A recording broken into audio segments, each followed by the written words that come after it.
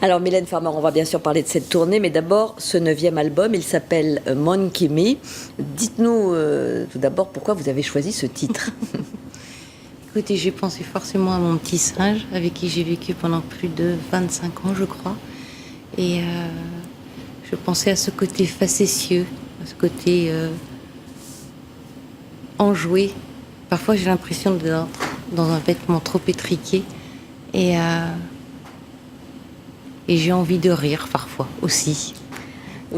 Évidemment, vous avez écrit toutes les chansons de l'album à nouveau, et ce que vous dites apparaît très clairement, puisqu'on a le sentiment que, au fond, par rapport à vos précédents albums, c'est peut-être les textes sont, j'allais dire, plus légers, en tout cas moins sombres, un peu plus joyeux, plus ce que vous évoquez. Est-ce que vous avez changé? Est-ce que c'est votre tempérament ou vos états d'âme qui ont changé, et ça en est le reflet?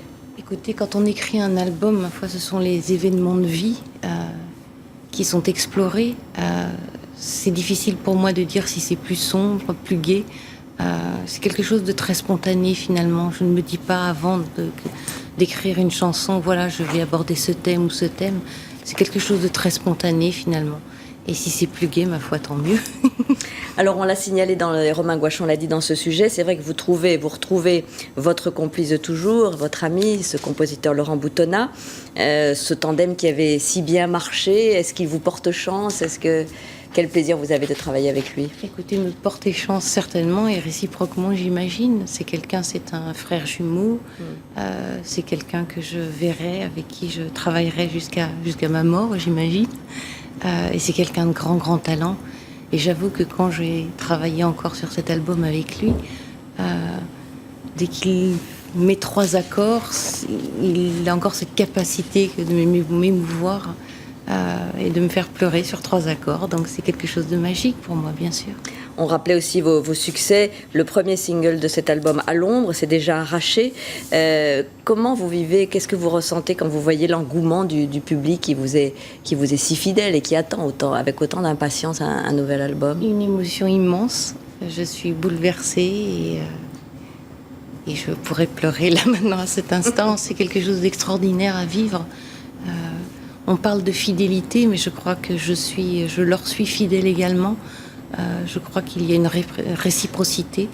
Et pardonnez-moi si je bégaye, c'est l'émotion. Mais c'est quelque chose d'extraordinaire à vivre, j'avoue, et je ne m'en lasse pas.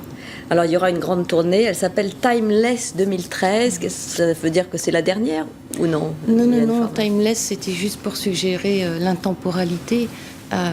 Et je serais bien incapable de dire si c'est la dernière, s'il y en aura une prochaine, je ne sais pas. Je n'arrive pas à me projeter dans l'avenir. C'est quelque chose qui m'angoisse terriblement. Donc je vis autant que faire se peut dans le moment présent.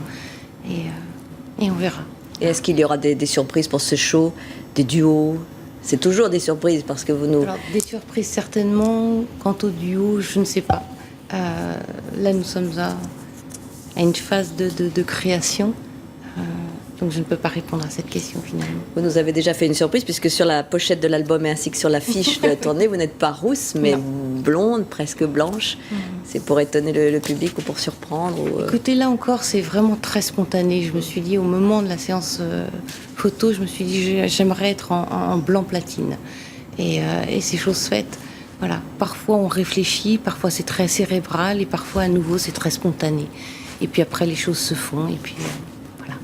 Alors justement, Mylène Farmer, on le disait, vous êtes une artiste mythique. Beaucoup attendent de vous voir, de vous écouter. Il y a des sujets de société qui vous tiennent à cœur, on le sait. Est-ce que par exemple, sur le mariage pour tous, vous seriez prête à vous engager ou même à manifester? Écoutez, m'engager ou être le porte-parole, non, certainement pas. Je fais mon métier, j'espère bien le faire, je le fais avec passion.